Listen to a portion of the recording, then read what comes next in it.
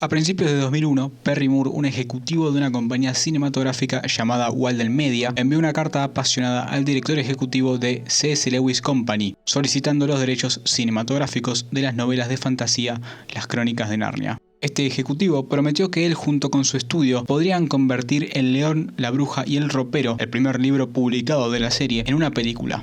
El León, la Bruja y el Ropero fue publicada por C.S. Lewis en 1950. Es el libro más conocido de la serie de 7 libros llamada Las Crónicas de Narnia. Durante los 7 años anteriores, antes de que El Señor de los Anillos y Harry Potter mostraran el potencial de ganancias de las epopeyas y películas de fantasía de gran presupuesto para familias, todos los estudios importantes habían rechazado el proyecto, algunos incluso 2 veces, adjudicando el poco alcance de la tecnología que había para llevar a cabo las historias de fantasía del autor C.S. Lewis a la pantalla. Algo de lo cual el mismo autor en su tiempo había puesto en duda que sería factible, mencionando también que la imaginación de sus libros no sería algo sencillo de adaptar con la misma emoción. La primera adaptación, que llegaría de la mano de la productora Walden Media y sería distribuida por Walt Disney Pictures, estaba en la búsqueda de su director, aquella persona que sería la encargada de conseguir transmitir lo que estas historias de fantasía habían conseguido años atrás. Guillermo del Toro fue uno de los directores que rechazó la oferta para dirigirla debido a su compromiso con El laberinto del fauno. El elegido por el estudio finalmente sería el director Andrew Adamson, quien venía de ganar el Oscar por su película Shrek.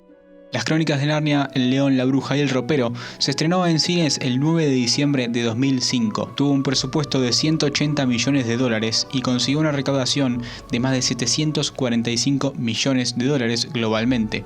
Antes del lanzamiento de Las Crónicas de Narnia, El León, la Bruja y el Ropero, ya se había escrito el guión de la secuela El Príncipe Caspian.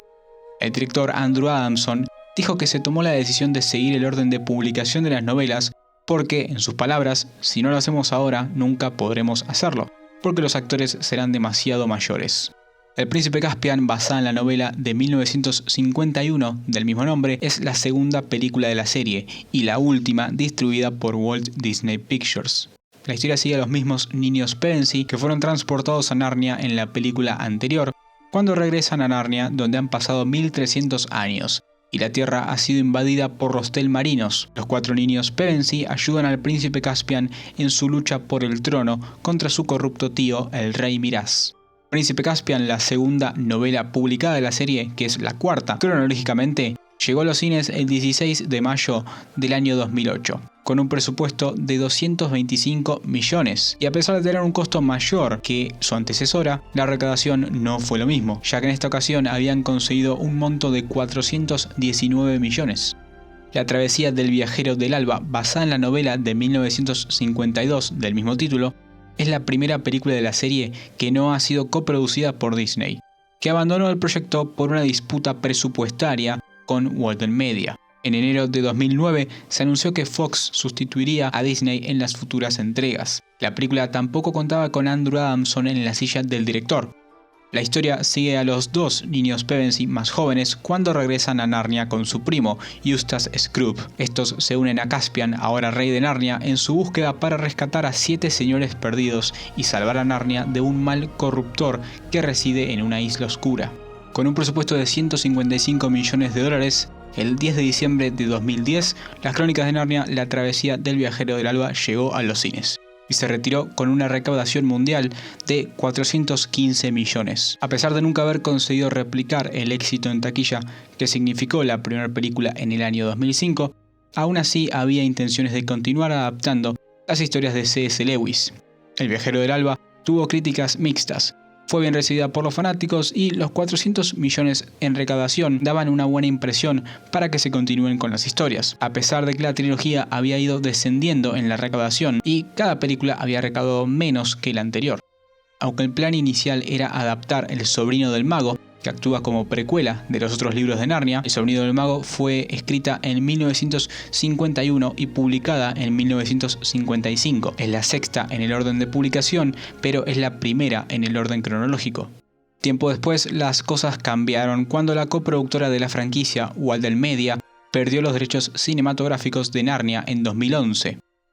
2 años después, The C.S. Lewis Company llegó a un acuerdo con The Mark Gordon Company para adaptar La Silla de Plata en su lugar. siguiendo el orden de publicación de los libros originales. La Silla de Plata es una novela publicada por C.S. Lewis en 1953 y fue la cuarta novela escrita de las Crónicas de Narnia. En cuanto a la historia, La Silla de Plata se sitúa un año después de los acontecimientos del Viajero del Alba y sigue al coprotagonista de esa novela, el primo de los Pevensey, Eustace Scrubb, mientras él y su compañera Jill Pole viajan a Narnia para ayudar al ya anciano rey Caspian a localizar a su heredero desaparecido, el príncipe Rilian. La película de La Silla de Plata tardó mucho en avanzar a partir de ahí. El 5 de diciembre de 2013 se anunció que David Magee escribiría el guión. Los productores de la película la calificaban como un reinicio en referencia al hecho de que la película cuenta con un nuevo equipo creativo no asociado a los que trabajaron en las 3 películas anteriores. Luego de mucho tiempo sin escuchar nada,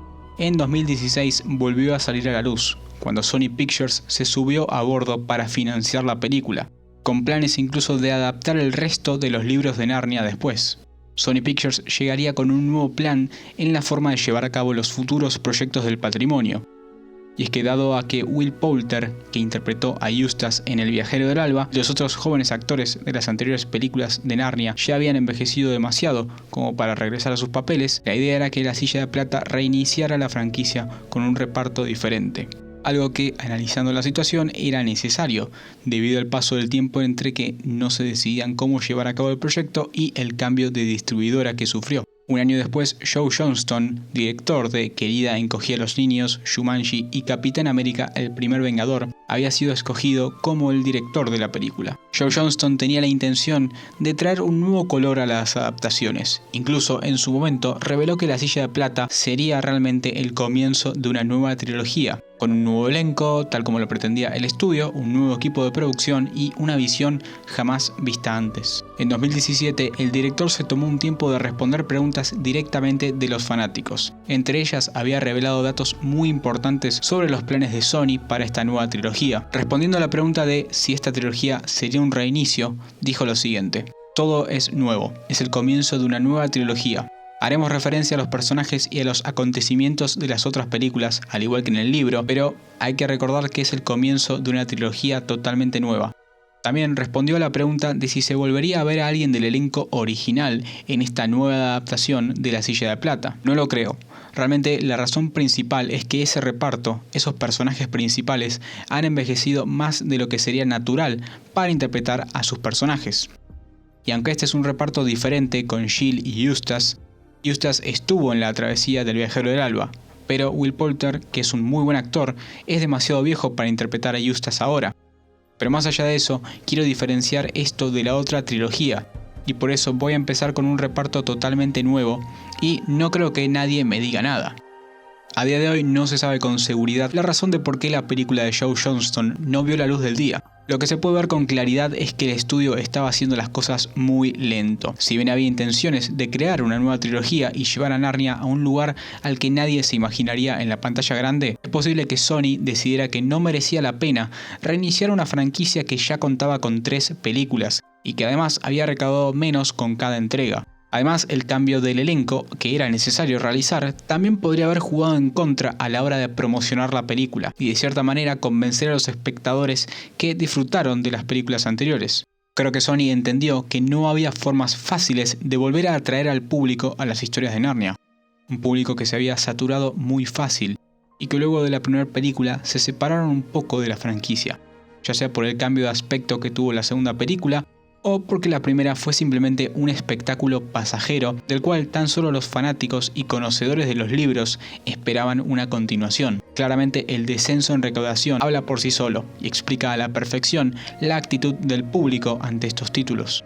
Finalmente, Joe Johnston abandonó el proyecto y se fue a dirigir El Cascanueces y los 9 reinos de Walt Disney Pictures. Todo esto fue la última actualización importante de la película, y parece que desde entonces se desviaron del camino. En noviembre de 2018 se anunció que Netflix había adquirido oficialmente los derechos de las 7 novelas de Narnia, y al parecer están trabajando en una adaptación para la plataforma, pero incluso ahora realmente el futuro de la propiedad es incierto. El año pasado, el productor de la película de Narnia, el hijastro de Lewis, Douglas Gresham, admitió que no ha escuchado nada sobre la serie de Netflix en un largo tiempo. Es difícil decirlo desde afuera, pero parece que el camino correcto para las películas de Narnia nunca fue bien definido tras su traslado desde Disney. Las 3 primeras películas ciertamente sufrieron al no rodar su visión de forma más consecutiva, teniendo en cuenta que su joven elenco se hizo mucho más viejo de lo previsto, con 3 películas en 5 años.